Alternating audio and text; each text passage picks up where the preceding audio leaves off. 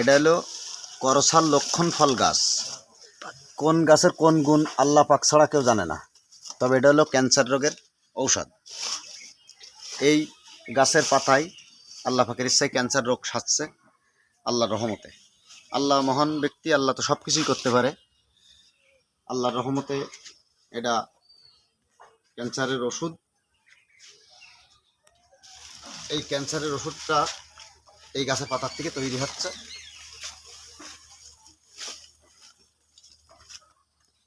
আপনি একটা খাবেন পাতাটা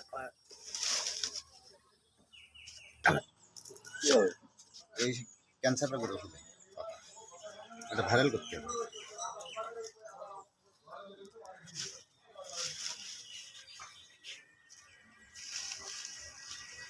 আমার সাথে